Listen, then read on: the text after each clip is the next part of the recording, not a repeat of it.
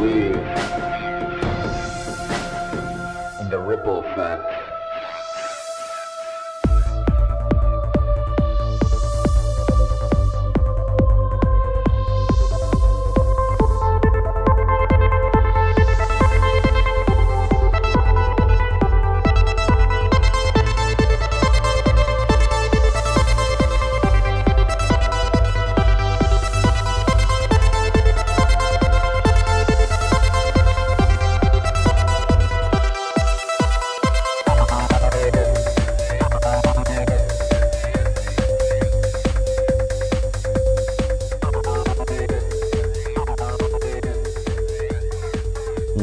What's up? Another episode of Ripple Effect Podcast. Of course, I'm your host, Ricardo Brendes, also known as Ricky Brendes, and a great episode for you today. Today we have Andrew Gold, who is a documentary filmmaker, ex-BBC journalist. He's also the host of the On the Edge podcast.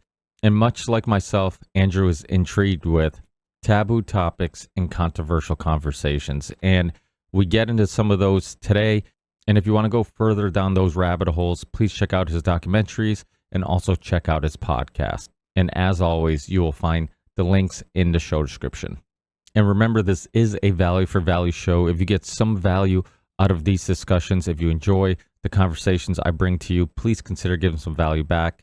And as always, I'll remind you, it doesn't have to be financial. There's plenty of ways of giving some value back without financially having to contribute. And you can rate, review, subscribe to the show on all the platforms I'm on, and you can find all those links in the show description or on my website, rippleeffectpodcast.com.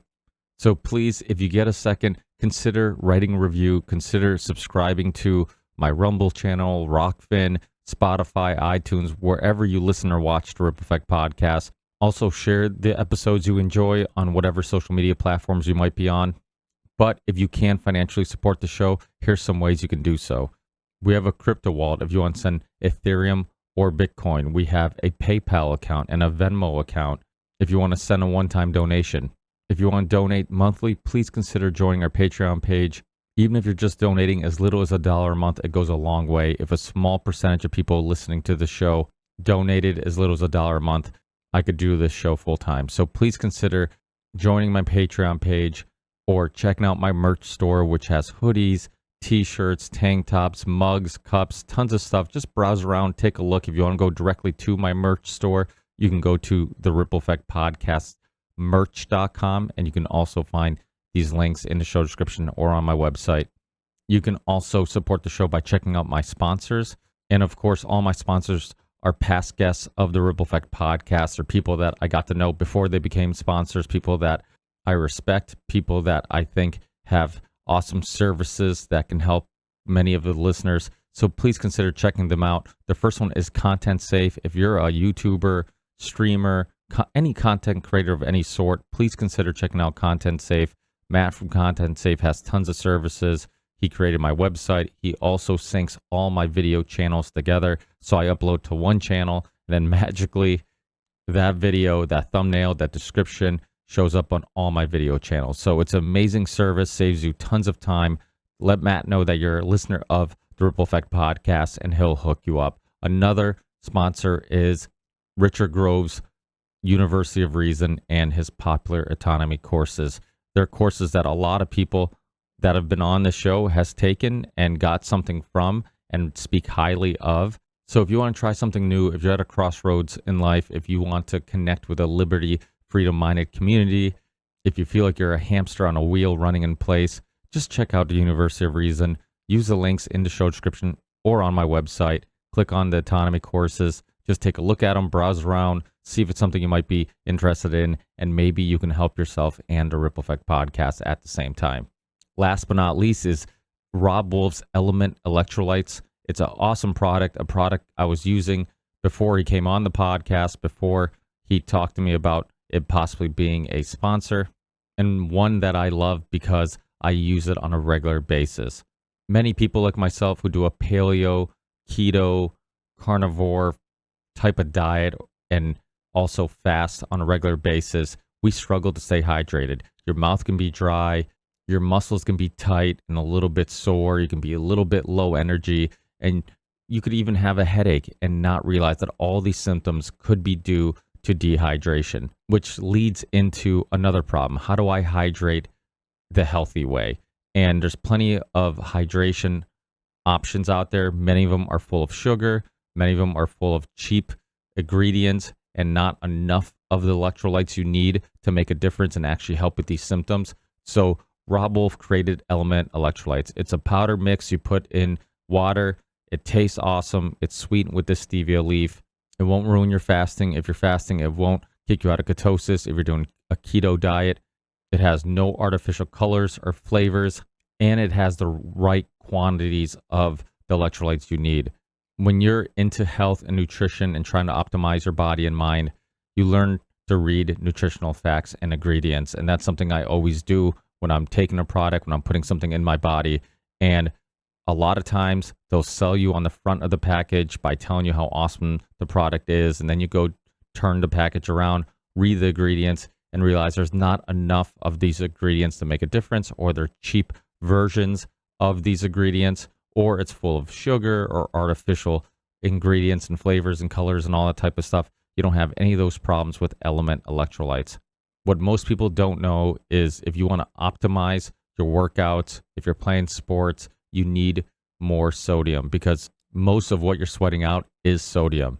So gym rats, people who live in hot climate and are sweating a lot, people who play sports, please check out Element Electrolytes. There's a lot of professional athletes that use Element Electrolytes or use other type of electrolyte supplements because they realize how important it is to optimize your body and mind. So check it out. Use the link in the show description or on my website, and you'll get a free gift with every purchase, so you can get your product and support the Ripple Effect podcast at the same time.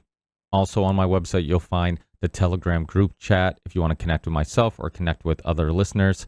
It's a place where we share videos, articles, stories, ask questions, and also I typically share the episodes when they're first released on that group chat before I share them on any other platform. So it's a great way of getting the episodes first. I think I'm going to start doing that with my Patreon page too. Just let my Patreon supporters know right when a episode is uploaded before they might get the notification on iTunes or Spotify or wherever they listen or watch Ripple Effect podcasts.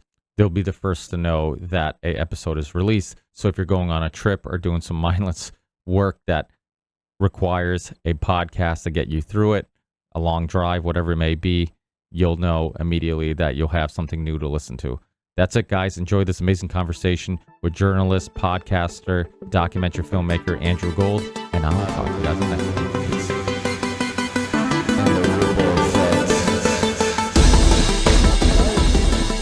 Andrew, how are you? Good. How you doing? Thanks for having me on. Hey, thanks for coming on. I've run into some of your work, and once I've connected the pieces, I'm like, oh, I know Andrew. You don't. Come on. That's what you know. What people? I don't know. Did you know some of my stuff? Yeah, because you even mentioned it on I don't know if it was on Viva's show or on Tim Pool about Louis Theroux, and Yeah. And I'm like, I forget. I think Viva didn't even know who he was, and I'm like, how do you not know Louis Theroux? I'm like, I thought he was pretty well known.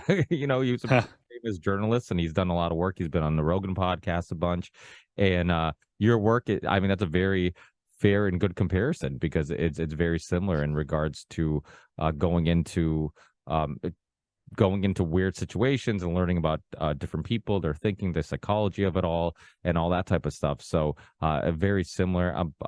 Much like yourself, I am also a foreigner, so maybe I don't know if that helps. I was born in Portugal. Your neighbors over there from the Oh, right. Okay. Nós podemos falar em português se você quiser. Oh, do follow Portuguese? I know you spoke 5 languages. I was going to ask you if you spoke Portuguese. Pouquinho. O meu português não é muito bem.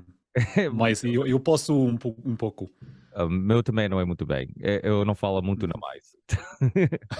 Okay. Okay, I see. It's like I have a lot of foreigner friends, but not all of them are Portuguese. So I don't practice it enough. And sometimes, I'm a big soccer fan, and I like watching. One of my teams is Sporting. You in the UK call them Sporting Lisbon. We call them Sporting Clube de Portugal. But I love watching it in Portuguese because it helps me listen to it and hear it. Because the other thing too is like when you live in America, and even though I live in Massachusetts, we live in a very Portuguese community. There's little Portuguese butcher shops and restaurants and all this stuff. But the problem is you get this hybrid language, right? You end up mixing Hmm. the English with the, I would go back in the day when I would go back to Portugal. I was born in Chaves, northern Portugal. We would go back every summer, and I would spend basically my summers there. Oh, lovely. And every time I would go back, I'd use a word, and my cousins would make fun of me. They're like, "That's not a real word. You guys are it's just like a hybrid word. It's like it's not even a real word." I like listening to Portuguese from Portuguese people who still live there and are pronouncing things correctly and stuff, and I feel like it helps. So it's fun. I know you were born in Watford. I don't know if you're a Watford fan, but you moved to North London. Well, yeah. I mean, Watford is northwest London anyway. So I wasn't a Watford fan. A lot of my friends were. I was a Tottenham fan. But Sporting, that goal they scored against Arsenal. Oh my God! We just got Pedro Porro. I don't know how interesting this is for your listeners though. But Pedro Porro just came from there. I'm a huge. So this is the thing about that what people, my close friends, know how much that Arsenal game meant to me, because I'm a Sporting fan, and my English team, my two clubs are the Spurs and Sporting. I'm a huge Spurs fan. So when we like to beat Arsenal meant like a little bit more, because it's like they're my my North London derby rivals. I'm a huge Spurs fan, and it just it just felt so good, like beating them, and the way we did it, and it was just it was phenomenal game. I mean, Portugal, I don't know how they do it. Like their recruiting and their academies are so good that they sell off these players. We lost Matheus Nunes to Wolves. We lost Paulinho to Fulham, Pedro Porra to Spurs, which I was happy about to see. A Sporting player go to my other team. Oh yeah.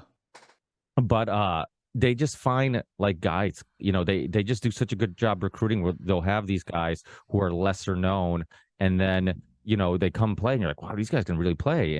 And Sure. Also their academy, amazing academy. Every time they sell somebody, they have a next guy up who has, who's young and is promising. And they do such a great job, because the problem with the Portuguese league is that what is big money for Sporting or Benfica or Porto is not big money for Arsenal or Tottenham or whatever. So you just can't keep these stars, and but I love hearing about, like, because there's not a lot of Tottenham fans, at least in the US. So like anytime, like my kids watch wrestling, WWE. Finn Balor is a huge Tottenham fan. Steve Nash from basketball is a huge Tottenham fan. So I love hearing like, oh, that's right.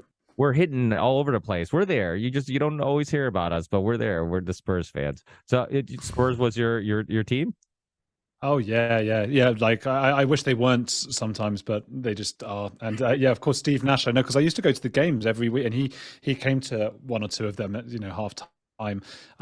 You get these like Americans coming over sometimes. Julia Roberts was at a game recently in Manchester United, and it caused a whole stir because Manchester City were upset that she went there and not to City. So, but yeah, Tottenham since I was a kid, because that was it. Everybody where I was growing up, it was either Tottenham, Watford, or Arsenal, and then like a smattering of Chelsea fans as well. So we always lost, but what can you do? So you went to White Hart Lane back in the day before the new stadium? Oh yeah. Yeah, from when I was like 5 years old, my dad got us season tickets, so we used to go pretty much every other week. And then when it knocks it down and built a big new stadium where Beyonce and American football now is hosted, we've gone there quite often. I've moved to another city now in the UK, so I don't go as often, but probably a couple times a year, and then I watch the rest of the games on TV. Yeah, I was a Harry Kane fan, and I liked Sonny. I liked Dele. What a sad story Dele Ali was, but so much potential and so promising. But and I just I didn't really have an English club. Like I've always kind of liked Man U, because Man U had a lot of connections to Sporting, my Portuguese team, because obviously Cristiano Ronaldo, Nani, all these guys, and Bruno Fernandes obviously went there. So I'm like, I watched them, I support them, but I didn't really have a club. And then I don't know why, but like Harry Kane, when he was playing for England, I just always became a fan of his. I loved his demeanor. I love how professional he always was. I loved his story. And I always like going against the grain. Like I don't like just picking a team that everybody else likes. And Tottenham seemed like to be a little bit like they weren't Chelsea. Like I had friends that were Chelsea fans, Arsenal fans, Liverpool fans. I didn't know anybody who liked Tottenham, in my community. So I'm just like, Yeah. Tom's gonna be my team. I'm gonna be different, and there's likable players on the team, obviously Sonny and so I just stuck with Tottenham. And then you learn about the years and years of no trophies, and I'm like, this is, but to me, that's what like the reason why, like, I think sometimes sports, sometimes I look at sport, and I don't know if you have the same type of relationship, but like sometimes you dive deep into all these serious topics and you're like, sports is just meaningless. It's just like, it's entertainment. It's just like, everybody gets all worked up and all this stuff. You get people fight, people get, heated arguments. And at the end of the day, it's just a game. But in a way, it's telling life stories, because it really is about like struggles, the ups and downs. Like I love that aspect of a team. I love when my team struggles, because I'm always curious, like, how are these guys going to handle, like, the psychology of it, like who's going to fold, who's going to gather the team, how is the club going to figure this out, like the problem solving aspect of it. And then like everything in life, when they're suffering, you appreciate things more. Like I have friends that are going to be starting Ramadan soon. They, we were just talking about this. Like, you appreciate eating when you don't eat all day. You appreciate drinking when you don't drink all day. I fast every day, and I eat one meal a night, and I've been doing it for some years now. And I always say, I'm like, dinner to me and that glass of wine at the end of the night tastes way better to me than it does to you, because I'm like, I haven't ate anything all day. I'm like, I've been drinking water and coffee and just basically being healthy and fasting all day, maybe some electrolytes throughout the day just to stay hydrated. And then when I eat and I sit down, I'm like, that food tastes amazing because I suffered a little bit. I earned it a little bit, So and sports is kind of like that human story of like the ups, the downs, like, and every player has their own little personal story too, which I find interesting. Like, how do they fit? Are they working hard? Are they how do they deal with losses? How do they bring the team together? All this type of stuff. And I think that we love stories, and you're a little bit of a storyteller yourself, because that's what you do with your work. And I think that personal aspect of it, even with documentaries, like good documentaries that kind of help you connect with a character in the documentary, those are the ones that kind of keep you involved and keep your attention a little longer. That was a good segue to my work from sports, wasn't it? I've done. I think one of the first things I ever did was a short video when I was living in Argentina about the Argentinian blind soccer national team, and I went and hung around with them. It was for a French TV channel, and it was just as I was getting started and everything, and I got to sort of play a bit with them and hang around with them. One of these guys, like the stuff. I mean, if you want to talk about stories of, like, I guess, suffering for joy or whatever. Well, these guys were fans of an Argentinian team that a lot of people will know of, called River Plate. This one particular player that I went back to his house and everything. And from the middle of nowhere, these guys, they're from like real poverty, like proper, like poverty beyond most poverty in the UK and the US.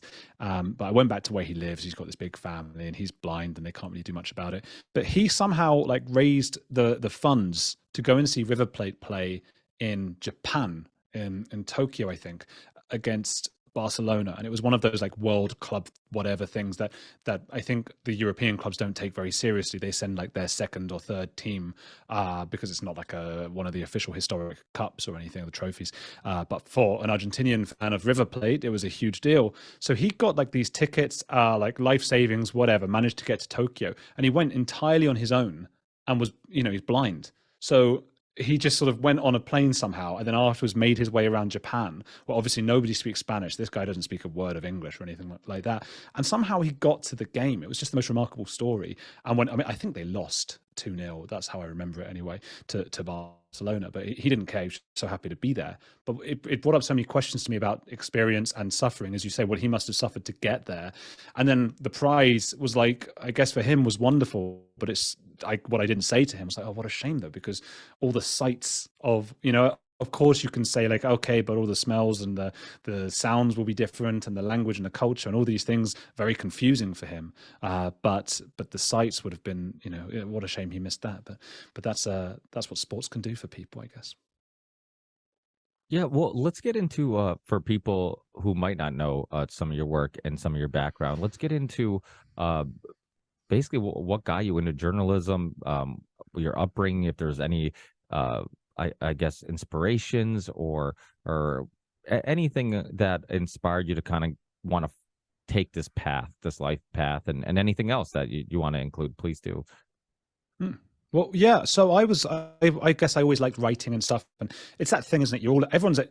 It's almost a weird system we have where everybody's at high school and like, what are you going to be? And it like the answer, at least where I was around, it always seemed to be like, you're going to be working in marketing. It's a really specific thing, particularly at university. It was like, when you finish, you're supposed to go into marketing. I did English literature as a degree. And yet everyone's like, have you applied to the big marketing companies? That seems to be the thing that everyone does.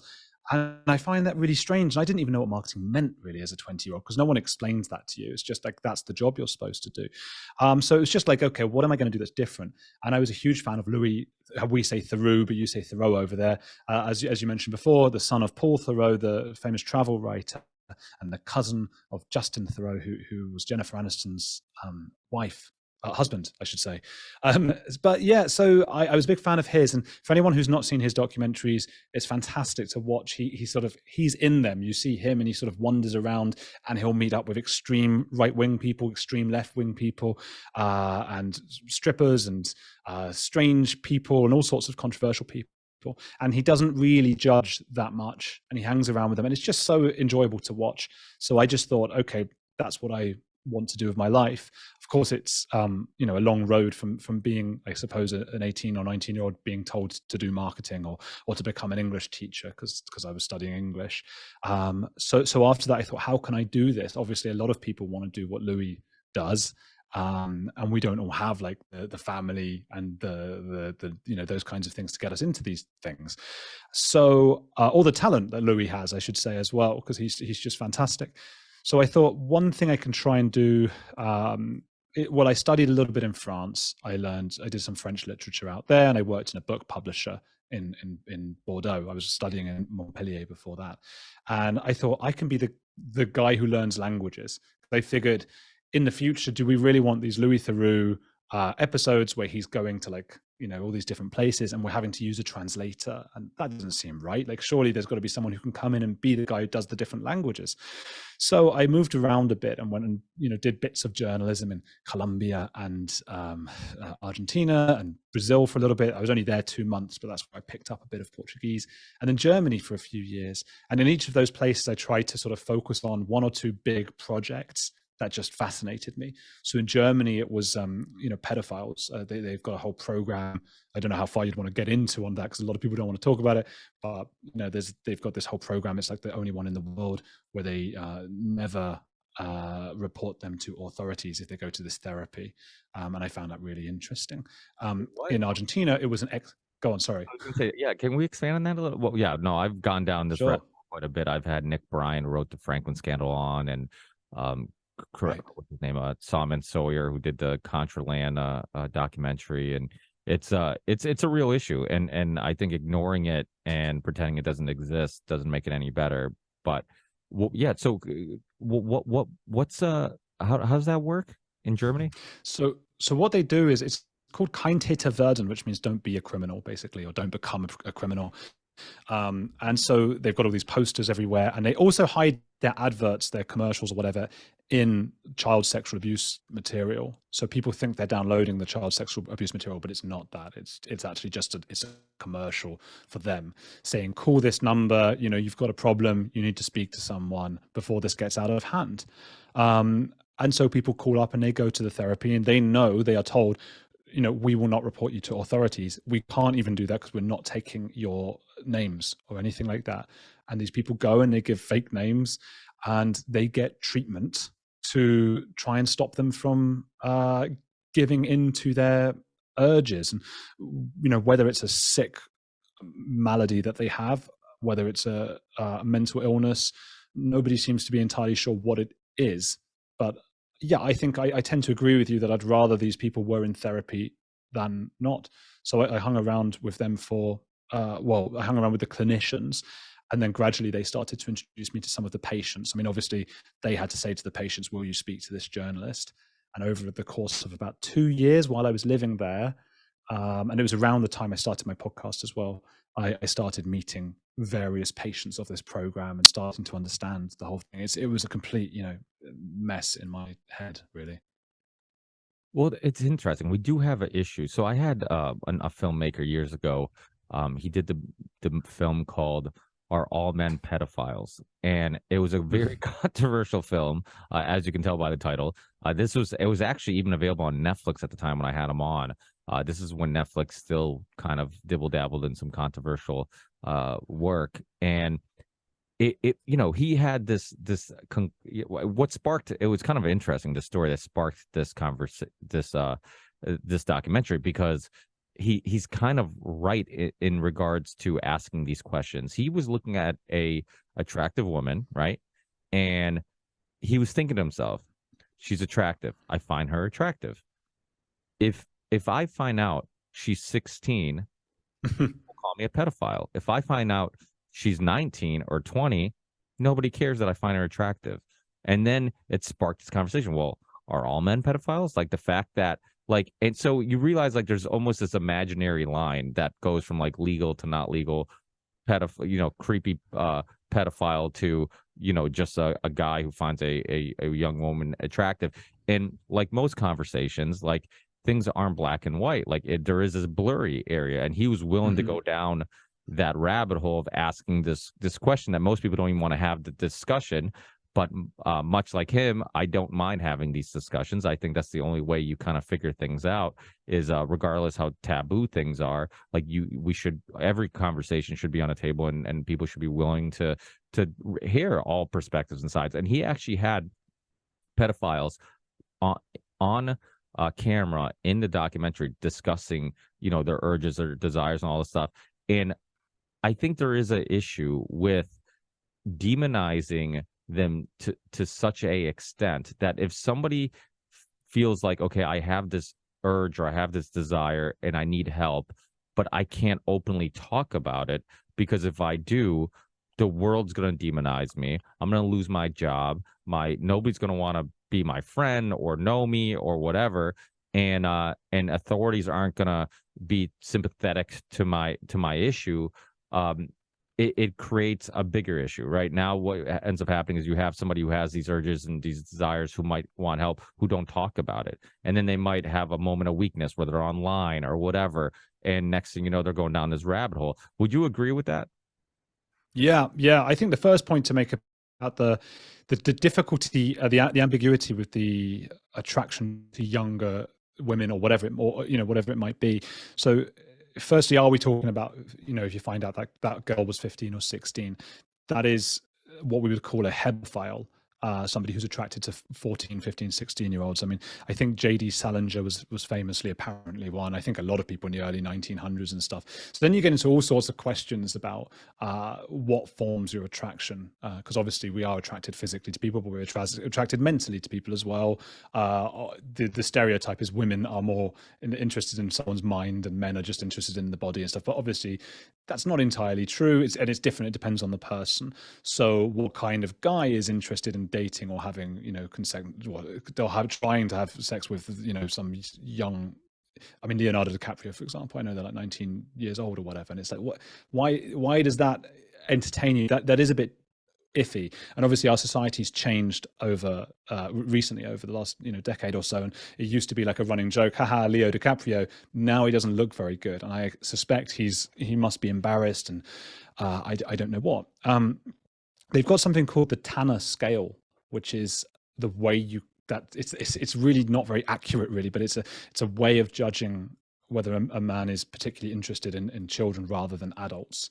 And it basically, it's very rudimentary. It's just a scale of a child's body, of a boy or a girl, and it just shows them being larger or whatever, and larger breasts and things like that as they age. And there are plenty of adults who still have those proportions, as you say, really. So, and there was actually a fairly famous case, and I can't remember her name, but it was something Lupe, someone who was a porn star, and this guy, I think he was American, maybe Latino American or something. So he'd been traveling from Venezuela, and he'd bought one of those DVDs on the street somewhere, like at a market, that, sex DVDs. Like, I mean, it sounds very 90s, but I think this was like 20 something.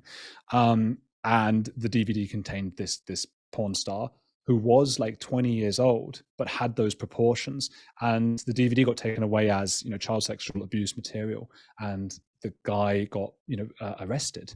And I don't remember all the details of the case, except that she then turned up at court. She was summoned to court, and she came to sort of defend this guy who she obviously had heard about and felt sorry for, and gave her real date of birth to prove she was over 18. So the guy got off, and I suppose that's right that he should, because he was engaging in something that was entirely legal, but it's suspect, because it does make you think, well, who's into that kind of porn?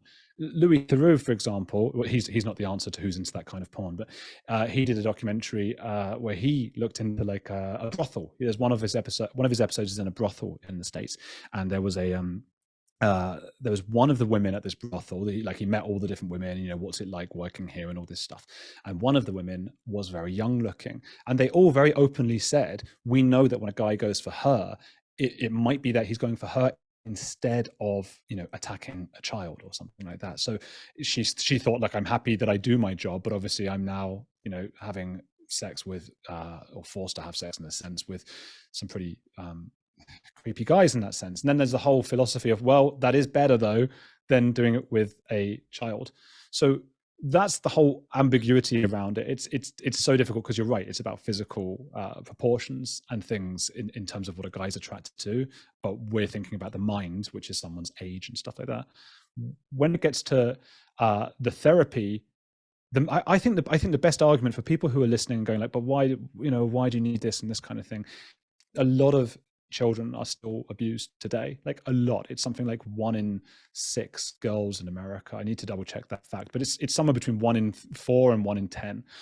And there's not that much that we can do, because you can lock up all the pedophiles, you can kill all the pedophiles. That's what people always say to do. And it's like, well, fine. Let's say you don't feel sorry for any of the guys with this affliction or condition or whatever. That's fine. But you'll never be able to get them all, and new ones are always being made.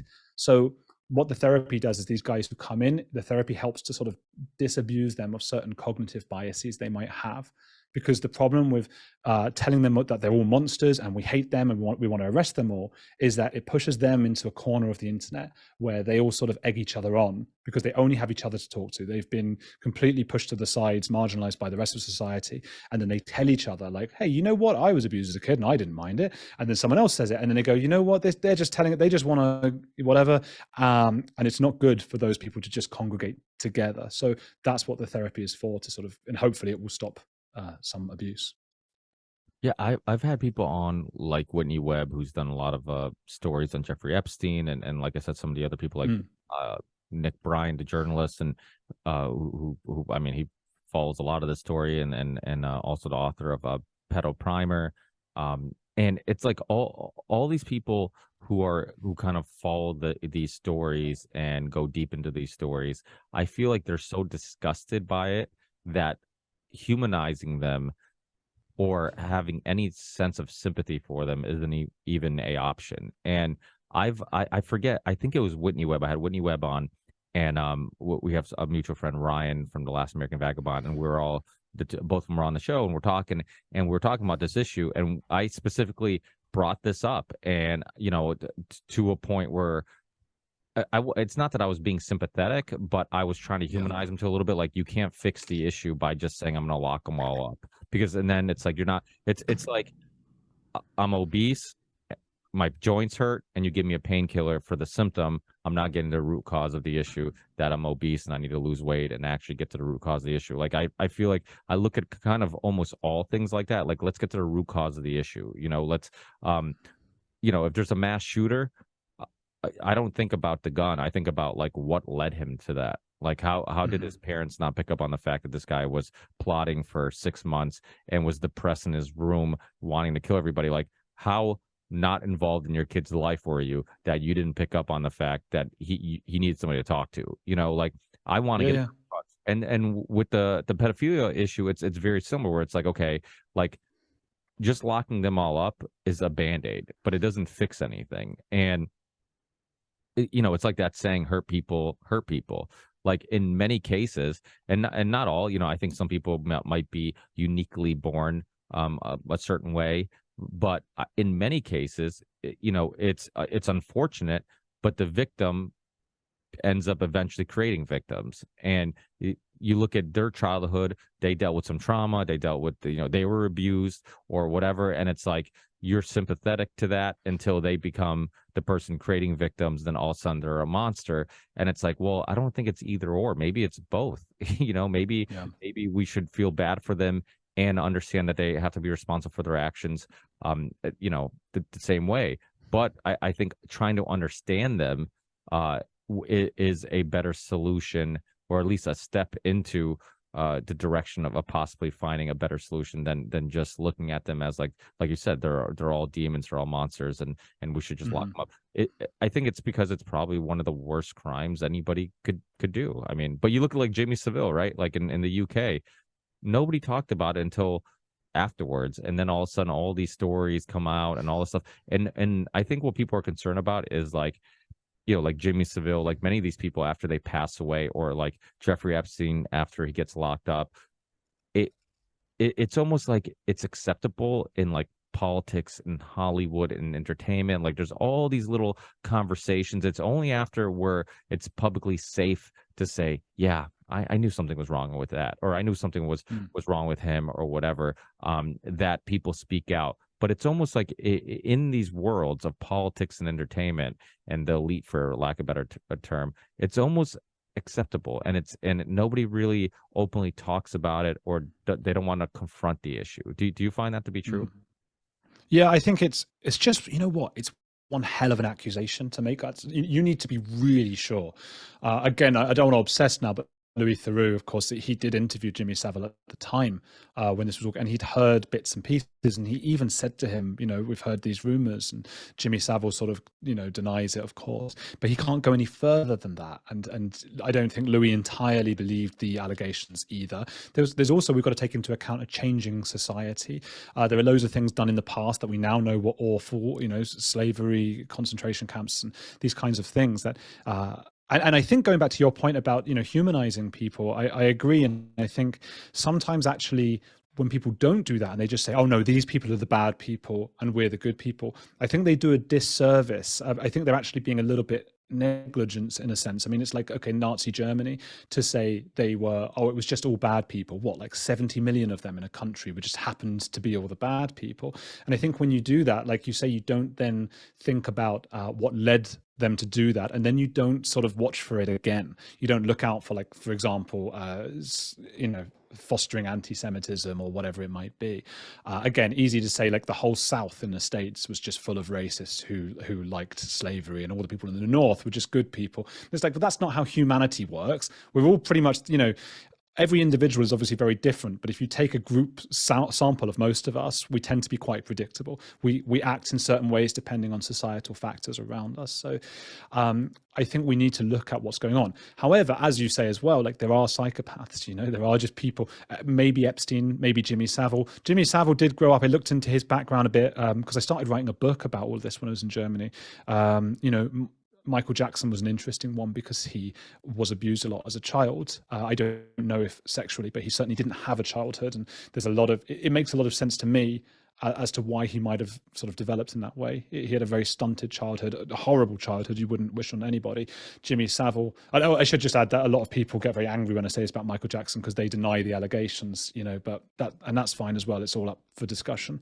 Jimmy Savile had, I think he had pneumonia when he was very young, and he was like one of like 10 siblings in abject poverty with a very strange mother and just a very, very difficult, weird life. So might have been a psychopath, might have been made that way. People talk about the difference between psychopathy and sociopathy. Some people say it's the same word. It means it's just a synonym. Other people say, it's to do with one is born, one is made. I don't entirely know. What the therapists in this clinic, don't become a criminal in Germany, they say, or what they said to me, is that you've basically got like different types of pedophile. You've got psychopaths who are just, they're not going to be calling the clinic in the first place. They've got, why would they come and get help? They think, and I can't imagine Epstein or Savile wanted, we don't know what their inner monologue was like, but I can't imagine they wanted help. They seem to be like psychopaths. There's not much we can do about those people except for stay vigilant. On the other side, you've got, apparently, by all accounts, you've got a lot of pedophiles with the attraction who you could trust with your life because they would just never act on them. And that's hard for a lot of us to believe, but it makes sense to us, to some of us. I suppose it's because a lot of us, some of us cheat on our spouses and things like that, so we think, well, surely they will. But it's a bigger step to abusing a child. It ruins their life. So then you've got the middle ground, who are people who probably would never offend, or they might do once or twice in their lives, and those are the ones that this clinic can help by telling them things like, look, you just are somebody who has to stay away from alcohol and drugs. You just have to, because that's going to affect you. You have to stay away from children, because every pedophile I spoke to was like, oh, I'm a nice guy. I'm never going to offend. I've never done any of that stuff. But I also work as a teacher. I also look after children at this after school club. And I'm like, but why? It's like a drunk working in a bar. And they're like, no, you don't understand. Like, I just need to be near them. And it's going to be, I interviewed one of these pedophiles who was 18 and he was the class president of his school. And he was on my podcast, like the 6th episode I ever did, really early. And I guess I wanted something controversial and to really understand what's going through his mind. And he's never offended, or so he says. But he just kept saying, like, I've got to be near them. That way I won't offend. And I was just saying, but can't you see this is like a mad cognitive bias? Because if you're not near them, you can't offend. That's the whole point. And he just couldn't get it. So that's the kind of person who would be ideal for the therapy, to just learn how to not, be in these tempting situations and how to get along in society. That's like saying, I don't want to rape, so I hang out at strip clubs. Yeah. Well, yeah. If you're somebody with like a inclination towards rape, then and you don't want to do it, then stay away. That's all you can do. Yeah, that, and you see it over and over again. The offenders like Penn State, and you see it over and over again, where you see these offenders are typically put themselves in a situation where they're around children all the time. Jamie Seville, notorious for it. Penn State. The Franklin scandal had to do with the Boise Town orphanage. So it's just like these people who are offenders put themselves in a situation where they can easily offend. Priests, right? Like same thing. It's not out of the realm of possibility that what you're doing subconsciously or even consciously is putting yourself in a situation where you might be able to get away with it or attempt to do it. It's like you said, it makes more sense. Like, if I know I'm an alcoholic, maybe working at a bar where I have all this temptation around me doesn't exist, might be a good idea. Stay away from that type of stuff. It's weird. They are controversial conversations, but they shouldn't be. Like, these are just, we should explore different ideas, different perspectives on how to handle these things, different ways of trying to understand these things. And like I said, like getting away from it and pretending it doesn't exist, doesn't mean it doesn't exist, right? And unfortunately, there is a dark web. There is a place. I think many people's interpretation of reality is based on like Disney and mainstream media and all this stuff. They don't realize there are some really dark places out there. I remember this film, I brought it up before, called Tickled, and it's brilliant. Yeah, brilliant. David Farrier. Yep. And I've talked about it before, where it's just like it's you never think of some weird tickle fetish, and yet there was this big scandal and conspiracy, and he was being followed and all this stuff and threatened because he was exposing all this. And it just you think like tickle, like who would be into that, tickle, but there are people out there who have these weird fetishes, who have these weird, and like you said, if you don't talk about it, if you don't in some way make them feel comfortable to get help, then they will just be isolated in some dark place of the internet, and it's just going to keep happening. So Yeah, without a doubt. You go down some crazy rabbit holes that, I know you've done like UFO stuff, exorcism, um doing those journalistic documentaries. Have they changed your perspective on topics like UFOs and exorcism? Do you think that it's given you do you look at it like, do you take the topics more serious or less serious? um, that's a good question. I don't know entirely. I am an atheist, and I don't, but I've definitely learned. I think everyone does. Get a bit older. Well, I think you should do. You should learn to become more accepting of those who don't hold your views. So whereas I was like almost a militant atheist when I was 18, I'm not the type who was on like Reddit, like shouting stuff at people. I would never have done that, but I would have just, as soon as somebody said they were religious, I would, my eyes would roll, in much the way Richard Dawkins might, not that I don't mean to compare myself or equate myself with Richard Dawkins, who I have interviewed, which was great, but he was very scary to interview. But as I've gotten older, I think, and I've met more and more people who are religious and people who have fallen for cults as well, and people who believe in UFOs. And I think, yeah, part of getting older is being able to say to yourself, I don't know everything. And I think the main thing actually with getting older, I'm in my mid-30s now, so a lot of people listening might be saying, oh, you're so young, you don't know anything. And that's a fair point as well. But I think it's just the best thing for me has been learning to maybe relinquish control. So I had really bad OCD when I was about 17. So I used to switch lights on and off all night, and keep closing and opening doors to such a point that I like pulled the handle off of my car door because I was just checking it was locked so many times. The handle came off in my hand, and and it took years really to realize like a lot of that was about control and controlling my environment. And I think a lot of, if you've got a very strong idea, be it that I am an atheist or I am a very religious person and everyone else is wrong, a lot of that is about control, and it's controlling that, other people around you. And that's when your control starts to become invasive and maybe toxic in a sense. You want other people to have the same thoughts as you, because for them to not have those thoughts brings about uncertainty in your viewpoint. So I think, yeah, definitely in recent years, if somebody says, hey, I think there's aliens and UFOs and things, my mind is saying, well, out there somewhere, yes.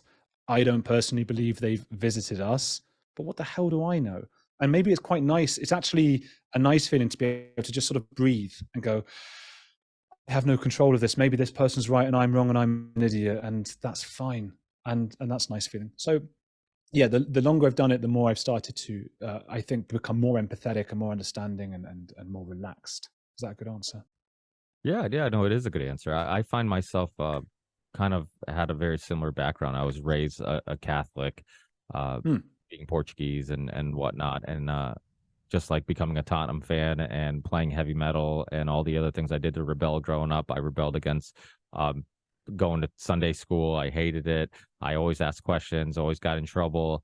And I just thought the whole thing, none of it made any logical sense. And if it made logical sense, nobody was willing to have the disagreement type of discussion that I wanted to make sense of it. And it's and as time went by, like, I did kind of shine a light on it. Like, okay, I could see all the negatives. It can, it can be closed-minded. It can be, everything's about just having faith. And even if it doesn't make sense, just have faith, and all the logical things that didn't make any sense to me. Like, it's like, there's no logical consistency with like, why would God kill innocent baby, or whatever. And it's like, there's this greater plan. It's always about this greater plan that nobody can really explain. So there's a lot of that. But as time went by, I started understanding that there, in many cases, just like your research on cults and all the stuff in religion, that in many cases it's people will take something.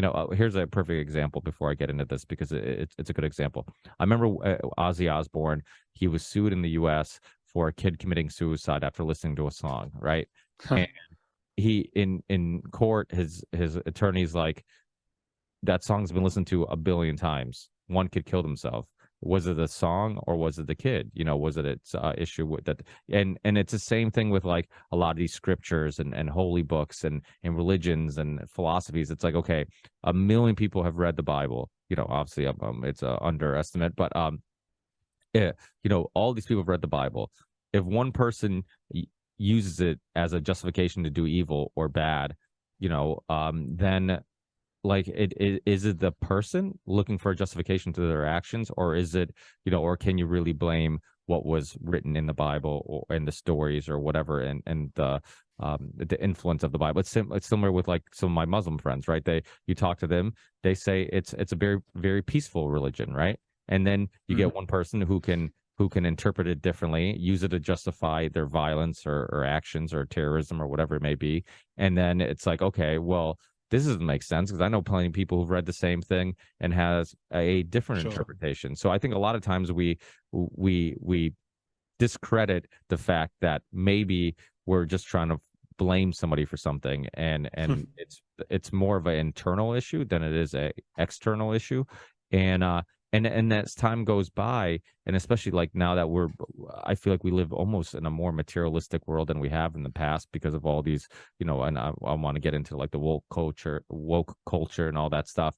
But I feel like we're kind of trending in the direction of more materialism and less spirituality and all this stuff. And these are things that I kind of used to laugh at too. I mean, like spirituality. I'm like, anybody who says they're spiritual is just like some hippie who, thinks that like some oils and some weird herb is going to cure themselves to cancer or whatever, and it, like, as time went by, like, I'm like, I kind of started appreciating it. It's like living in this on this hamster wheel where you're just working, to get money to buy material things that are worthless and give you a temporary satisfaction, and then once that satisfaction is gone, you need to buy another material thing, and this wheel of like just kind of running in place can be meaningless and can be a little less fulfilling than maybe once in a while looking internally and trying to find, like you said, in peace and knowing maybe we don't know everything, peace in asking the larger questions of like, why am I really here? Am I here just to make it maximum money and get promoted, or am I here for maybe something greater? And maybe that's search for purpose, that search for fulfillment, sometimes can be sparked by going to church and maybe having a priest who is talking about like the afterlife, something that people don't think about too often, or thinking about your moral compass and all of these other things. So I think much like yourself, as like time went by, I'm like, okay, a lot of my close friends and people I've had contact with, even with on the podcast, a lot of people who are asking these larger questions and have these what I think are deeper conversations don't seem to be atheists. They might not be religious, but they're not atheists. They're like somewhere in the middle, And did you find that to be true, or even with yourself?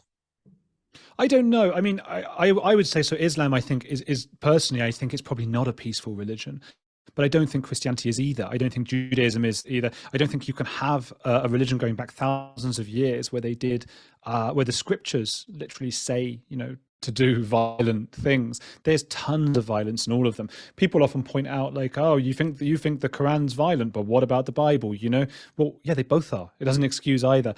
That said, I think as I've gotten older, I need to not judge people who, the friends that you spoke about, they want to interpret something in a peaceful way. Well, good luck to them. I don't need to go around and tell them they're wrong. What do I care? And if I was sitting with somebody who was Muslim or really Christian and into those things, like, who am I to like tell them they're wrong? What do I know? So I think what I mean when I say relinquish control is like, I still have my opinion.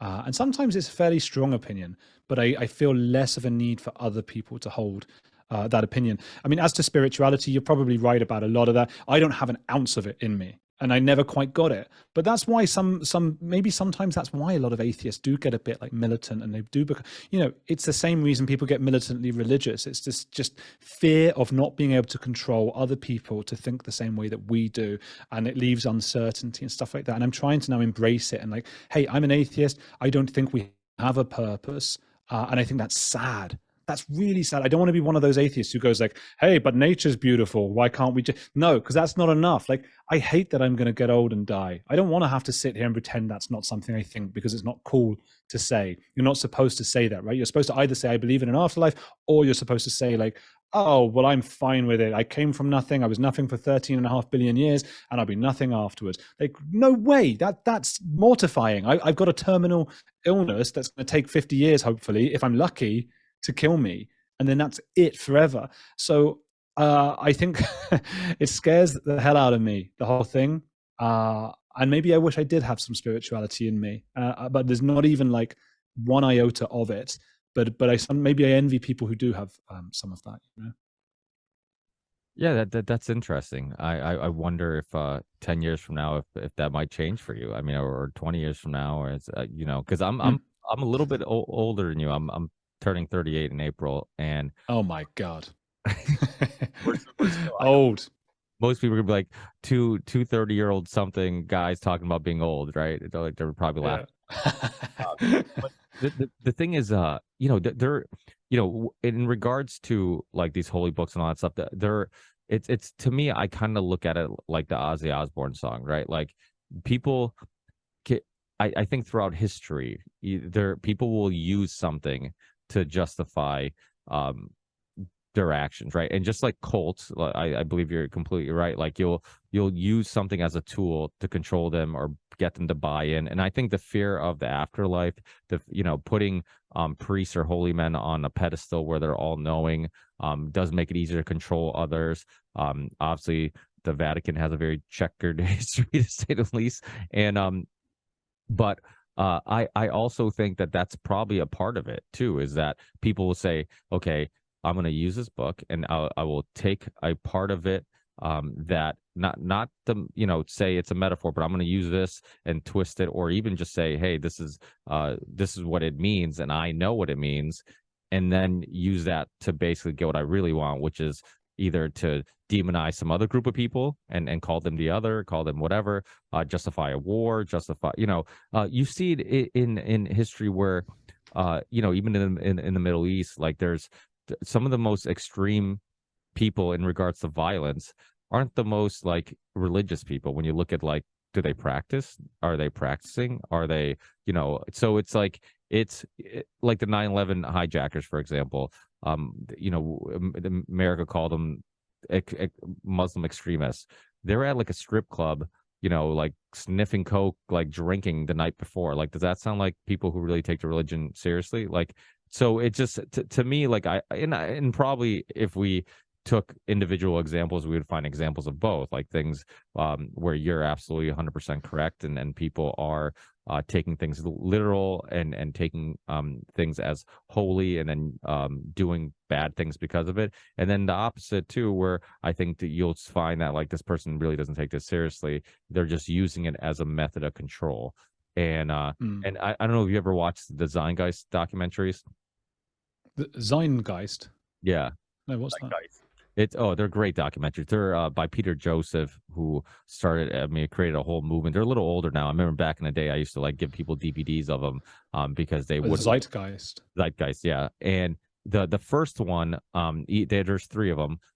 It was actually supposed to be like a piece of art. Like he was a percussionist, and he had this imagery in the background and this video in the background, and then he people loved it so much he turned it into a documentary. But the first one goes into the history of religions and how it was used to control people, and it shows all these similarities between you know, the Egyptians and all these different cultures throughout time, where they all have like a god, and then his son dies and resurrects, and like they're all like, it's just like similar stories being told over and over again. And I think, you know, there is that, you know, that aspect of it where it's like, okay, these stories are told over and over again, and they're just kind of recycled in many cases, and they can be used to control others. But I also think there's metaphors in these too. Like I'm very intrigued with like the whole secret society. I just had this guy David Whitehead on, and I'm a big fan of like Graham Hancock and Randall Carlson and people like that. And then Ben from the Uncharted X YouTube channel, who kind of see like all this hidden wisdom and knowledge in our Egyptian and ancestors, and all these other you know, scriptures that they find, and structures all over the world. And it does seem like there's a piece to the puzzle that, you know, of human history that's missing, right? Like this idea that we, you know, like the lost city of Atlantis and all these things, where it's just like we think like we're progressing, and other people like Graham Hancock think like we progressed, and then maybe there's a hiccup in human history, and maybe, you know, it was a meteor shower, maybe it was a flood, whatever it may be. Some of our knowledge and wisdom was lost, and some of it might have been, you know, maybe stored somewhere or saved or found, and that there was these hiccups throughout human history. And so he says something that's very fascinating. Graham Hancock is like, when you look at like these things that they find, you know, these structures and some of the things that they find, like, and even the holy books, he's like, we shouldn't dismiss them as just like, you know, metaphors. And he's like, maybe it's our ancestors telling us something, maybe did, you know. And so that part of it all, like, I think that topic specifically was one that really motivated me in the kind of thinking about like life and purpose and spirituality and all this stuff. Like, there might be something that we're missing, and we might find some evidence of that in these things, you know, like the Egyptian structures. I mean, we still don't know how they're built. We don't know what technology they used, or what understanding of, you know, Nikola Tesla has that quote, like, if you understand the universe, you have to understand energy, pulse, and frequency. And so to me, like, you know, that atheistic perspective, which believe me, I was the biggest Richard Dawkins fans, Christopher Hitchens. I mean, I loved all these guys. They completely opened my mind to like, yeah, that makes way more logical sense than what they're saying. But and then little by little, I kind of felt like, oh, now I'm in a club. Like I wanted to leave a club and be open-minded, but now I'm in a club that is in some cases almost equally as closed-minded to other people's perspective. So I love the fact that you always end by saying, but I don't know, you know, because I think that's exactly what people should do. Yeah. Well, I don't know. But, you know, there's a lot of people who like the Graham Hancock stuff. I got a lot of friends who are into it. So then you end up in a group as well. And ultimately, if you do end up being just a complete individual, you probably have some pretty weird thoughts, because in a world of 9 billion people, if you're the one who doesn't have like any group and you don't have some group think of some sort, then you must be really, really unique. You know, there is a pursuit of being unique. And I think like the scenario that I portrayed, you know, just before, of, well, we came from nothing and then it's nothing. As I say myself, like, I'm honest about that. It's scary as hell. It's really, really scary. We've got these amazing computers in our heads who are amazing at like making patterns out of nothing. We're incredible at it. We've been doing it for, I think, well, as humans, 300,000 years now, evolving to just be able to form patterns and make things fit. And I think particularly intelligent people are given to this as well. So you get really, really intelligent people who, like Graham Hancock, I think, who can put things together in such a way and convince themselves that this might be right or that might be right. And I guess, like you say, I just don't know. With the Bible and stuff like that, you know, there's stuff in there like, you shall eat the flesh of your sons and you should eat the flesh of your daughters. And people are saying like, oh, take that as a metaphor. And it's like, this is a punishment for disobeying God. I mean, it's very clear to me, or it feels clear, that this is a way of enforcing servitude. You know, religion came along as a way to sort of make the masses do what the people in charge said. God's watching. So even if we can't see you, they didn't have CCTV and cameras and things 2,000 years ago. It doesn't matter if we're not watching you, Santa Claus or God or someone is watching you, and you have to do all that's what it seems like to me. That seems like there are other theories and things, and you can say it's a metaphor, and people have different beliefs, and they are all totally acceptable. You know, everyone has to have their belief, and I love plurality of opinion. Like, you can't have imagine if everyone thought the same as me. What a boring world. And think of all the beauty that religion's brought us. Some of my favorite songs come from like the gospel stuff. You know, there's some Kanye West stuff, and he's a lunatic, but they've got some Kanye West stuff, and loads of that kind of music I love. I don't really love the art, all the Renaissance art and stuff. I find that a bit boring, but people love it, and it's apparently very good. Dostoevsky talks a lot about God, and I used to love some of his work. So, you know, there's a lot of fantastic things. There's a lot of bad things as well. To me, they're stories from thousands of years ago. You know, don't disobey me, otherwise I'll make you eat your children. There are like so many lines in the Bible. There are so many in the Quran. There are so many in the Torah that say those kinds of things. And when people say, no, but that's just a metaphor, my answer is always, for what? For what is that a metaphor? It's pretty clear, like, you know, you need to go and eat your kids now. So that's why I stand on it. But like I say, like, we need to have differences in opinion. Otherwise, it's boring. And I, like I said, I'm probably wrong as well. So, and I hope I am. I really hope I am, because I don't want like eternal nothing. I really don't want that. Yeah, no, I mean, I was definitely one of those, and I still am one of those people that I'm like, atheists, if an atheist does something out of kindness of their heart, they're doing it out of the kindness of their heart and not because they think they're going to go to hell if they don't do this nice thing. And you can almost make the argument that an atheist doing something nice is really because they just want to be nice and not because the fear of burning in hell. Without that fear and the fact you still want to do, be a good person. I think because growing up, I would always say that people are like, "Oh, what about your moral compass?" I'm like, if I help you out, and I don't believe in heaven and hell, I'm like, aren't I doing it because I'm actually a good person? I'm not. I have no other. I think that's still selfish. Something I think about a lot. There's no selfless deed. We all, okay, you may not be doing it because of a religion, but you're doing it to feel good about yourself. I think, and I'm constantly grappling with exactly that. Like, did I do that nice thing because I'm just nice? Did I really sacrifice something I wanted? And even though I feel good about what I did, I wish now I had the thing I sacrificed. Like, there's a zero cost thing. And that is talked about a lot in woke culture, right? We talk a lot about people who come out and they'll say certain things. So a zero cost, we go back to soccer, the England soccer team, they wanted to wear these armbands saying like something that was, derogatory to Qatar, because they don't allow gay people or whatever it is. There's that death penalty for gay people, which is insane that they played football there. As soon as Qatar said like, yeah, but you'll get a yellow card if you wear that armband that's critical of the host nation, they just backed down immediately. And like, I don't even blame them, because like, why do footballers have to get involved, or soccer players have to get involved in this? Like, I don't know. But what it means is the initial criticism was empty.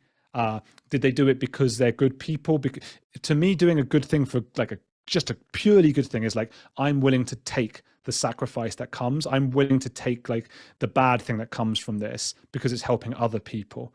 But as soon as there was actually, oh, you know what, this isn't zero cost. I'm going to be slightly affected because I'm going to get a yellow card, which is a fairly big deal in a World Cup or whatever, but it's not the biggest deal in the world. So soon, like that to me is like, okay, so when they first put those bands on their arms, was that really them doing a good thing, or was it them making themselves look good and also to feel good about themselves? The suffragettes, there was this woman who ran in front of a horse and died.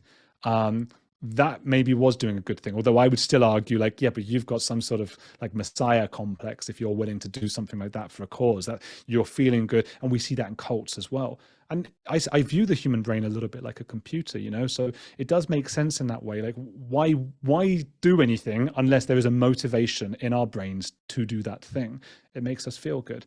It doesn't mean it's wrong, though. We should still do good. You still applaud people who do good things, because we want a society in which people are motivated or incentivized to do good things. Yeah, I mean, it's kind of like Christmas, right? When Christmas comes, like you're kind of reminded how good it feels to buy other people's stuff instead of yourself. Just constantly buying yourself. Yeah. Like you're like, oh shit, it actually feels good to buy other people's stuff too, And I think that it kind of, because I and Rand had a very similar argument, right? That it's like there is no unselfish act because you're doing something because you're getting some type of happiness or pleasure or whatever. But I think that's okay. Like you said, I think it's okay to come to that conclusion, and also come to the conclusion that it's not a bad thing if you're getting some satisfaction out of helping somebody else. I don't look at that as a bad thing, right? Like if I'm helping somebody, it makes me feel good that they're helped. Maybe that's where the satisfaction is coming from. It might not be like, because if I'm getting some type of selfish pleasure out of this, what's sparking that pleasure? Is it because if somebody falls and I help somebody up and it felt good helping them, and there's nobody else around, so it's not for like for the public to look at me like, oh look, Sure. I'm trying to paint myself as this moral good person. Then maybe seeing them happy that somebody helped them and that there are good people in the world, like it's this kind of ripple effect of positive energy, and I believe in that. I mean, if you're there, we all have friends that are always smiling, always in good moods, and the second you get around them, you start busting each other's balls, you start saying jokes, and you just immediately, like, it's contagious, right? And then you have the friends that hopefully you filtered out by the time you're our age, that are always negative and always bringing you down and always complaining about things. and you're just like, wow, man, every time we're around whatever his face is, his name is, that, he's always complaining, he's always bitching, he's never happy with where we pick, what spot we go out to eat, or whatever, and it's like, there is that I believe there is, something there that we don't understand, that it's maybe more than just physical and whatnot. There is some positive energy. They've done studies with like dogs knowing when their owners are going to get home, and I've had another Brit on, Rupert Sheldrake, on years ago, and some of his Oh studies. yeah, mushrooms. Well, Was that yeah, him? and also mice. He Mm. had the study where they would teach mice how to go through this maze, and mice in a different location who've never been exposed to those mice or that maze would learn the maze faster and quicker, Wow. and you could quantify, you could actually see it statistically, and this idea of what was his theory called, morphic resonance, and that there might be some type of something that connects us all that we don't quite understand. You also see it with water. Dr. Tom Cowan, who's been on my show a bunch, talks a lot about this, about water, and like these studies where they have certain types of music playing, and then while the water crystallizes based on the type of music that's playing, it actually changes the way it crystallizes. Like there could be some type of intelligence, something that we don't quite understand. Hmm. So I mean, in regards to like positive, negative energy, you feel that, I think it's there is something to being positive and doing something good. It's more than just a physical example of doing, but I think that you actually almost share some positive energy, and I mean, it's like smiling with the mask. Like, I was really against the masking of everybody, and I'm like, for kids going back to school, and I'm just like, seeing Yeah. people smile, seeing their faces, I'm like, that's, when certain people who are always smiling, they just bring joy just by that simple act, and I Yeah. think, a lot of kids were losing that. Now, in regards to woke culture, uh some of your projects, like you were saying, like now I can't remember if it was this interview or a previous interview you've done or on your podcast, about how you couldn't go to the BBC and explore these things. Have you had pushback, or did you assume you're going to get pushback, or did you actually have people tell you like, hey, you can't do this project, or these are topics that are off limits or whatnot? Initially, so this was after I did this exorcism film. So I did the film about exorcism in Argentina, and The Exorcist was nuts, like completely bonkers. And he's got this huge congregation out there, and basically by the end of it, he locks me in a room, screams at me, and it's weird. Like, you don't usually see that on a documentary, and it felt like that tickled film, when stuff goes wrong and you don't know where it's going to go, and all that stuff. And we were lucky. A friend of mine and I made it in Argentina, and then we managed to sell it to the BBC. It took about 2 years to get someone from there to watch it, and that was just a very big moment for us. And that film then won festival awards. It won a place in the BBC's best of 2018 list. It was a few years ago now. And I sort of, I got an agent, and I thought, okay, this is sort of my launch point now. Maybe I'm not going to get to that sort of Louis Theroux fame level or acclaim level, but I should be able to forge a career where I can make documentaries about things I want to document, and isn't it going to be great?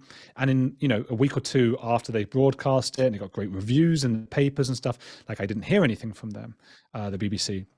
And maybe that's relatively standard. So I started getting in touch, and I got my agents put me in touch, and I went and spoke with a team at BBC Three, and there was like this guy who was like the head of the group there, who was quite keen and interested. And then there were I think it was 3 women, it might have been 2 women, it's my memory now, who were quite young and clearly sort of out of university. And I would, if I could muster a guess, I would say they were quite woke and into that kind of thing. There's sort of standard people who thought they were fantastic because they'd gotten jobs as like, assistants at a company.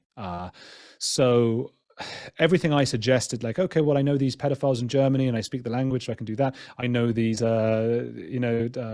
Nazis who believe Hitler's still in Argentina. All these, there was a good one I wanted to do in Bolivia about these vigilantes who make people stand in ant hills, and they're allowed to carry out these really barbaric torture kind of things because it's like an indigenous thing, and the UN doesn't want to get involved in those things. So there's all these things, and I had the access, and I wanted to make them. And everything I said, they just sort of like looked at their feet, and they were a bit like, they just like totally unimpressed, except for the guy next to me. But like a week later, I emailed like, hey, what's going on? And the guy next to me said like, oh, I've actually moved to a different group, so one of these women is now the manager. So I knew right away, like, I've got no chance now. And yeah, I emailed a few times. They like didn't reply, and then they did, and were just like, utterly disinterested. So I tried the roundabout way, which was, my agent set me up with, probably over a period of like 5 years, maybe 100 different production companies around the UK, and quite a few like in the US that we did by phone call and stuff like that. And every single one of them said, probably around halfway through the meeting, like, look, we really love these ideas. We want to make these series about Bolivia and Germany and all these crazy things, but you can't be on screen. You're going to have to be off camera. And we will need somebody from a minority to be on camera. And that's a really offensive thing, I think, to say to a journalist, because it's like, you've done the work, you've got the access, you speak the language, you've done all the, bit, and the whole fun of making a documentary like that, obviously it depends on the person. Some people like all the other roles, but for me, it's like being in there and having like banter and a back and forth with the people I'm interviewing. The reason The Exorcist locked me in a room is because we got into this sort of role where we were like having a bit of a back and forth, and it created a sort of almost friendship at the beginning, and we fell out. So all that stuff, that's the fun I wanted to do. And not to mention how offensive it is, just this idea that they'll just pluck, I mean, how offensive it is to minorities. We'll just get someone, and put their face on there, rather than actually make sure that the people behind the screen and off screen are suitably, woke, or whatever it needs to be. It's very much about what's front and center. Now, this was like, from 2017 to 2020. So it was actually a bit before it all went a bit crazy. So this was quite new. And I suppose at the beginning, part of me felt quite good about it, because I thought like, okay, well, I'm taking a sacrifice, it's that zero cost thing. I was happy to take that sacrifice for a limited amount of time, because I got to tell myself I was a good person. Like, oh, I'm helping. I'm not sure I agree with this whole thing, but at least I'm helping somebody, or I don't even know what. So as the years progressed, and I heard it again and again and again, and I even started saying to some people like, I'm Jewish, that's a minority, isn't it? And my dad had to change his name from Goldstein because of like rampant anti-Semitism in the UK, and my sister gets chased down the street for being Jewish, and like all these things, they do happen. But I just got laughed out of every office, because the idea was like, either you pass as white, or a lot of people on the left see Jews as being super white. So, and you know what, like, I don't even mind, like, I don't want to get the job because of anything like that anyway. I want to get the job because I did the work and I put the work in. So it just really pissed me off. And that's when, I'm so happy it happened, though, because now I've got the podcast and the YouTube channel. I earn significantly more than I ever would have done from the BBC, and I have a significantly larger group of subscribers and followers. Like, it's almost immeasurable how much better it is this way. And that's one of those things, isn't it, as well, in life, when I guess it's a religious saying, but what is it? God opens a window and opens a door, closes all the doors and windows. Something to do with windows and doors. And I really do feel like that's a philosophy I want to go through life with more and more. Like, I got rejected for ideas now. There was a point where it was probably 5 to 10 a day. You always hear like J.K. Rowling or Oasis or the Beatles. It was like, 5 people rejected them. And it's like, I've had 5 rejections by breakfast every day for like 3 years. And I learned to you talked about suffering before. I almost enjoyed the suffering. Like, good, okay, I felt, and when they actually said yes to the Exorcist film, for example, it was almost like a disappointment, because I couldn't go on suffering. I couldn't go on complaining about, oh, now they're going to just put it out there. What do I do now? Anyway, I made the podcast, and still you face these situations. The British Podcast Awards, I've been quite critical of them, because they do a thing where it's like, if you want to win an award, as for the British podcast, so it's the main monopoly on awards, and it's important because it gets you a lot of marketing and pushes you up there, so more people listen to your podcast. I think it was like 30% of the judging is for merit. Like, they openly say that, like 30% or 1/3 is from the merit of, that's what we're judging. 60% is like diversity and value. So we got into a situation where I applied for that, and I don't mind not winning, but I want someone, the person who beats me, I want them to have worked harder than me and to have a better content than me, and I want to be able to learn from that person. Well, the person that won, it was Best New Podcast, was a woman who she made these soundtracks of the forests, except she didn't make them. People sent them to her from around the world. And, she was, if you go on her website and that, she was very like woke looking.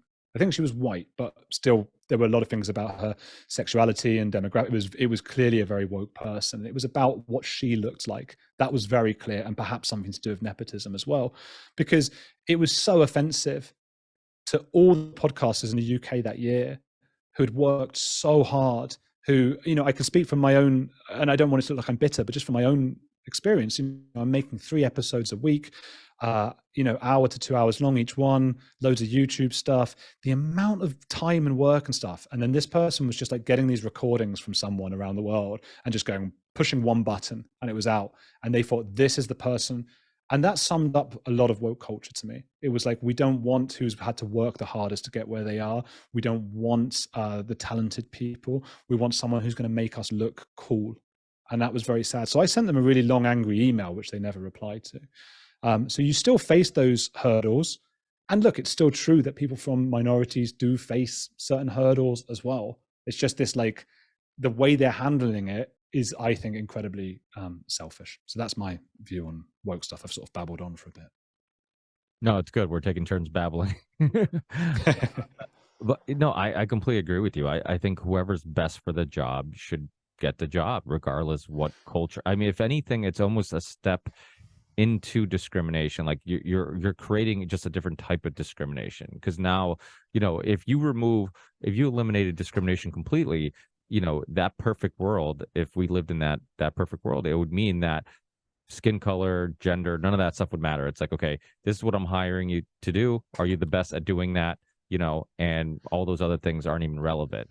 And so the fact that they're even looking at those things, it basically creates discrimination. And it's like me protesting, why aren't there enough white people in the NBA? Like, the percentage of black people in America, whatever percentage it is, it's much lower than white, but yet the NBA is majority black. It's like, I don't care. Like, and basketball fans shouldn't care. It's like, who's best at this at this sport and at this position and this role. And if he's black, if he's Latin, if he's Portuguese, if he's definitely not Portuguese. We're not very good at basketball, but if we're those other things shouldn't matter. And there's a lot of reasons for why sometimes maybe things are tipped in one direction or another, cultural or race or whatever it may be. For example, like, in a black culture, basketball is a very popular sport. It's a part of their culture. People wear the Jordan brand. People, basketball sneakers are a big thing. It's a culture among itself. Hip hop, all this stuff. Like, it's all kind of. So it's like, okay, I can see why they like this sport maybe more than somebody else who doesn't grow up in that culture. Same thing. Like, I have I'm Portuguese. There's a lot of Portuguese people who are in construction. A lot of Italians that are in construction, and why? Because my dad grew up doing it. I watched them. I learned it, and then I started.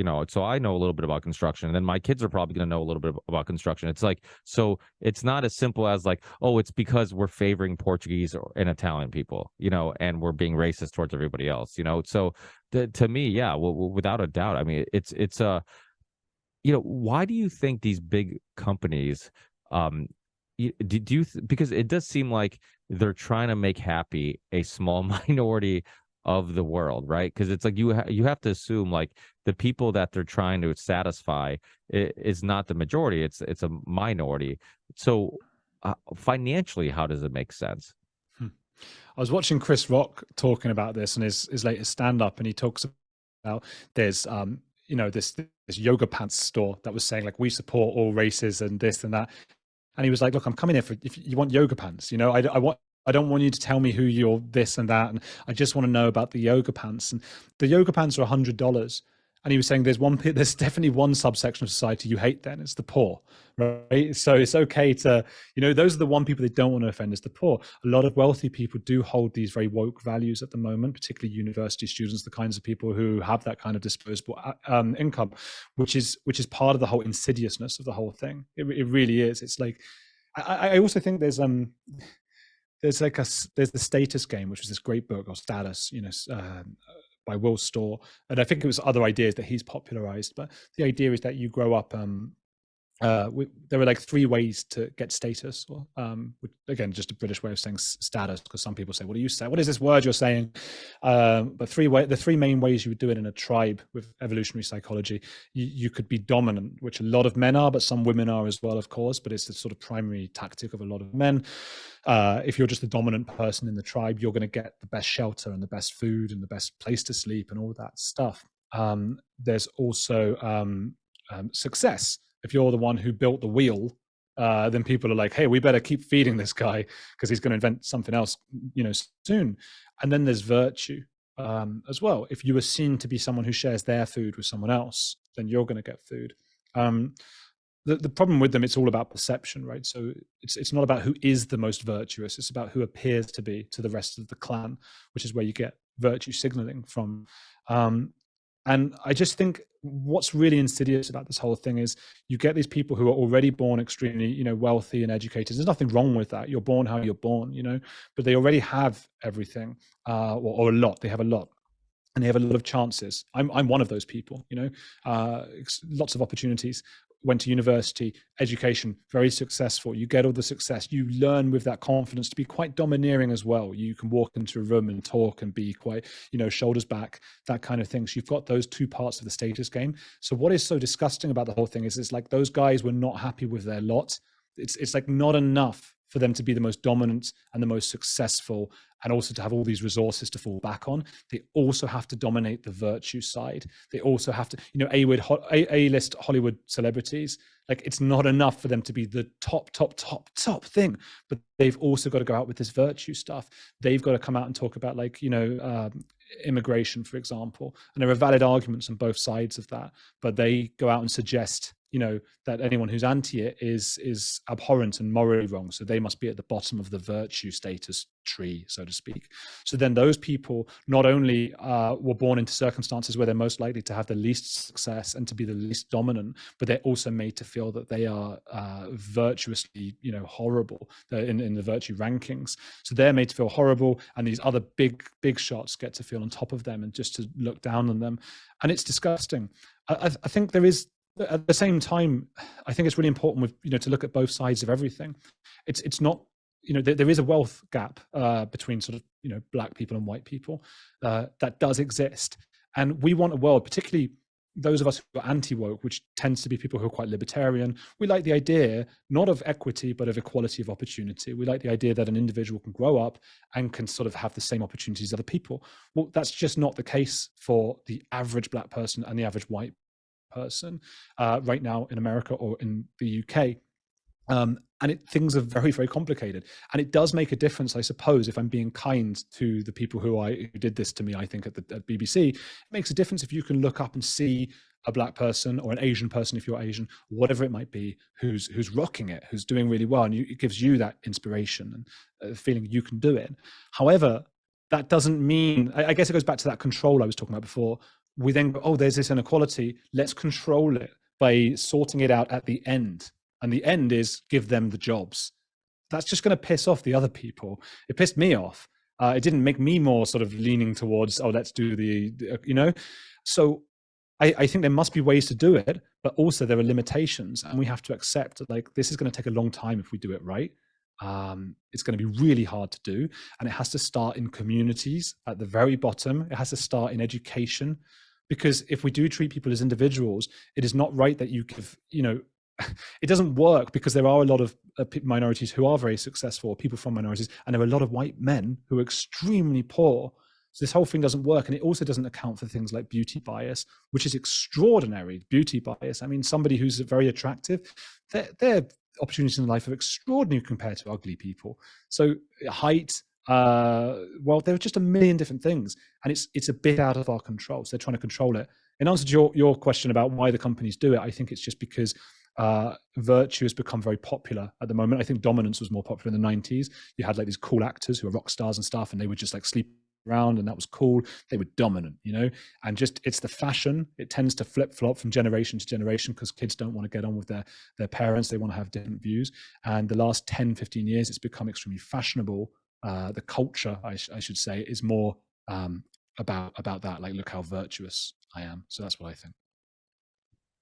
Yeah, and you've done a lot of work with cults, and it seems like from, just my perspective, it seems like a explanation of why so many people fall for this stuff is you see a pattern with a lot of people who are lost in life, don't have a tribe, don't, maybe don't have a good family support or friends or whatever, and what attracts them to these cults a lot of times is just finding a home, finding a place, a purpose, a group, a tribe. Do you think that that type of thinking is what's attracting people and making them so extreme in this woke culture?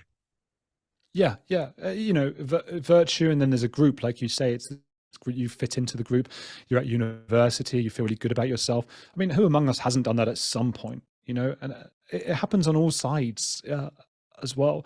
The thing with cults as well, though, and this isn't spoken enough about, I don't think, and this is just anecdotal, so it's my experience.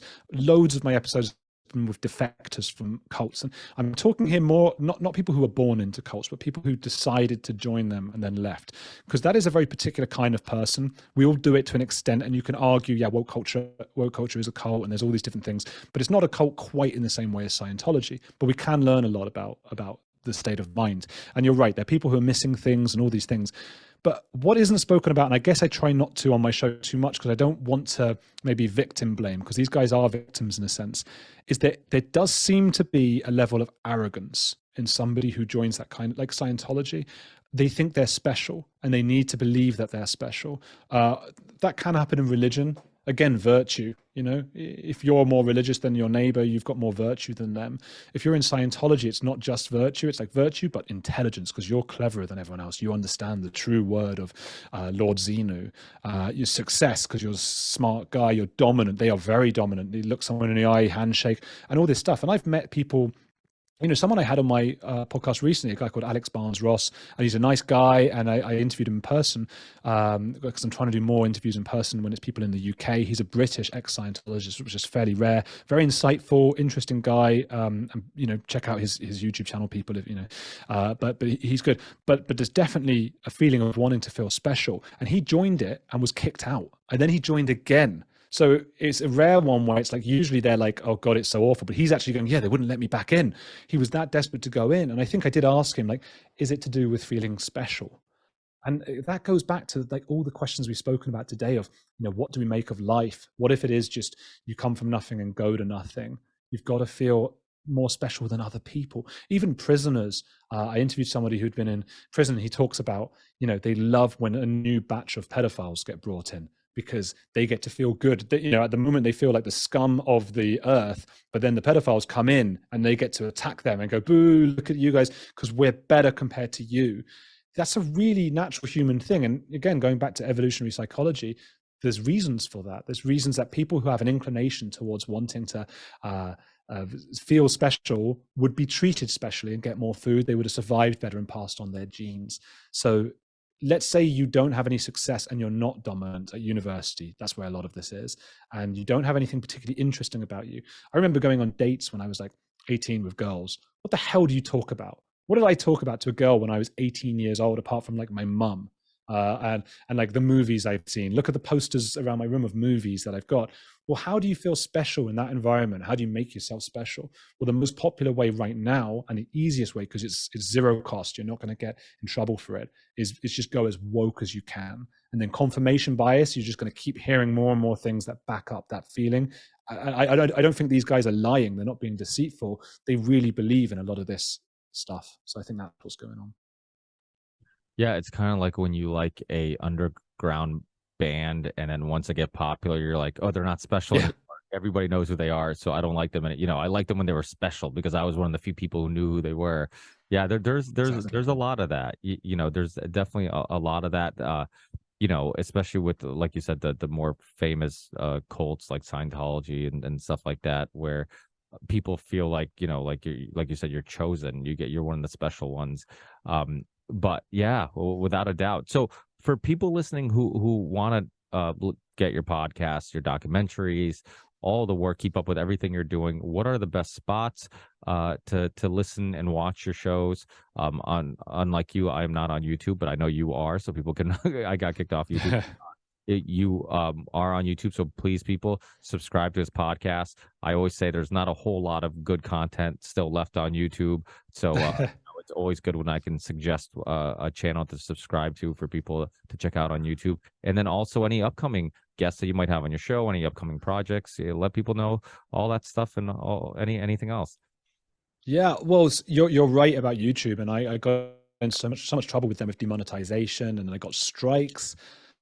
And it's panicking. It panics you because you end up, it's your living. It's you pay, you support your family with that money, and then YouTube makes an arbitrary decision based on AI, and then people who are definitely not trained to decide whether or not you should be able to make a living. These are guys who are I don't even know where they are or who they are, but they're certainly not, they shouldn't be the people who decide whether you earn or not. I think there needs to be at some point, and there probably never will be, what happened with Uber and Lyft drivers, where they came together despite being not technically employed by the company, because you can't have a society, I don't think, who are earning and relying entirely on the earnings from a company, and that company can just arbitrarily with no reason, just cut you off and cut your family off and leave you broken, homeless. That cannot be the case. So yeah, I have had to sort of be a bit more careful. I don't talk as much about the woke culture stuff. I certainly don't talk about pedophiles as much anymore. Some of my early episodes do. Just got to be careful. But it's, at the moment, you're right. YouTube On the Edge with Andrew Gold. And it's on Apple Podcasts and Spotify, and all those audio places as well, the audio version of it. I do quite a lot these days criticizing Meghan Markle, mostly because it just does really well on YouTube. And I also think she is the epitome of that kind of, like, she has everything. She's so rich. She's so powerful now just by marrying a guy. And yet she gets to sort of lecture everybody else about how to be and all this stuff. So I do a lot about her. I do a lot about ex-cults, people who have left cults, so off loads on Scientology. The stuff Tom Cruise has done would just, like, a lot of people know now, but those who don't know would be shocked. Like the stuff he's like, and we have it on record. I speak to people who worked with him, just talking about the way he blew up when the flowers weren't quite right for him, or making his girlfriend clean his bathroom with a toothbrush, like stuff that is like validated and like, wow. So I do a lot of stuff on that, and like some of the psychology stuff and all that kind of thing. So yeah, On the Edge with Andrew Gold. Are you on any of the other platforms like Rumble or Odyssey or Rockfin or anything like that? My stuff on YouTube auto syncs so that it goes out on Rumble. The problem with Rumble is, firstly, I don't think there's enough plurality of opinion. It is mostly quite libertarian and quite right wing, and anti-censorship. And I like all that stuff, but I want everyone. And that's what there are problems with YouTube though. But then also the interface is just not quite there yet with Rumble. It's it's counterintuitive, and look, it's going to be impossible for anyone to really compete with YouTube because of the millions and billions that they've got invested in Google has in YouTube. Rumble, I don't know who owns it and how it's done, but anybody who spends 5 seconds on there will know, like, the actual computer experience of being on there is nowhere near as enjoyable, at least in my opinion. But look, it goes out there. So On the Edge with Andrew Gold is on Rumble. I like that Rumble exists. It needs to, and we need more people to sort of compete with YouTube in that way. Well, I think the problem with a lot of these alternative video platforms is, like, all the people who are getting censored are going on these platforms first. Yeah. So if you're censoring one type of person, those platforms are going to have a lot of those type of people. Yes. The one benefit of Rumble, I will say, for people who are listening, and I've talked about this in the past, is Rockfin and Rumble. The nice thing is, if I'm watching the video and I can actually, on my phone, for example, I can actually log out and keep the audio will keep playing in the background. That's YouTube does cool. that, but I believe it's just YouTube Premium. But the second you shut the video down, the audio stops. Where on Rumble, you can watch it and go back and forth with just watching it or just listening to it back and forth, and it doesn't affect you much. If you ever wanted to expand on all these other platforms, there's a company called Content Safe.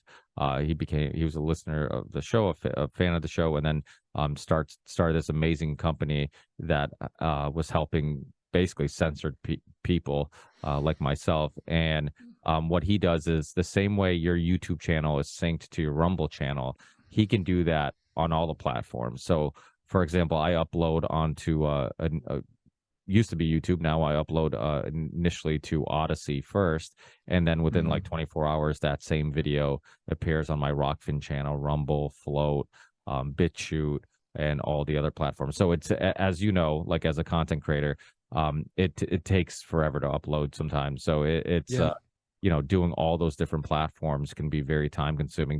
That's the nice thing about podcast audio. It's like you typically upload to one place, it shows up everywhere, and video didn't have that. And now with Content Safe, he does that where he's working with a lot of different people. That's and cool. yeah, it saves you tons of time and uploading headaches, because every platform's slightly different and all that stuff. But if you're ever in, I know right now, and I love your philosophy. You're right. Like there's people on YouTube that you have to reach too. Like you should be trying to expand on all the platforms and reach everybody. You don't want to be in an echo chamber of just people who are saying the same things you're saying. So without a doubt. But if you're ever interested, let me know. I'll hook you up with Matt, and he'll definitely take care of you. But thank you so much, Andrew, for all the work, for taking 90 minutes out of your day to share some rambling with me, and for and hopefully we talk again in the near future. I also host another show called The Union of the Unwanted, which is kind of like a giant roundtable discussion I do with Sam Tripoli and this author and podcaster Charlie Robinson and Midnight Mike, and it's fun. Oh yeah, I know Charlie. Oh, you know Charlie? Okay, awesome. Yeah, Yeah, Charlie's a good friend of mine, and it basically, we just bring a bunch of different thinkers and authors and researchers, and then we just all basically just kind of share ideas and bounce ideas off each other. We have people from all facets of the world and life and all over the place, and it's fun. So I'll definitely have to throw you the invite on a future show. I know that if you're in Europe, it's gonna have to be a earlier show, because we've done a couple. We usually stream Monday night to 7 p.m. Eastern time, and we have a couple of crazy friends from the UK that will still show up, even though it's 7 p.m. Eastern time in America. And I don't know how they do it, but we have talked about doing another international show, where we've done it in the past, where we've done an early show so we can get all our friends from Europe and all that stuff on the show. So I'll definitely keep you in the loop in regards to that. And thank you so much again, Andrew. Really fun discussion. I really enjoyed it. Thanks for having me on. Yeah, I enjoyed it as well. What a good time it was. Yeah, and come on, you Spurs. Yeah, you're right.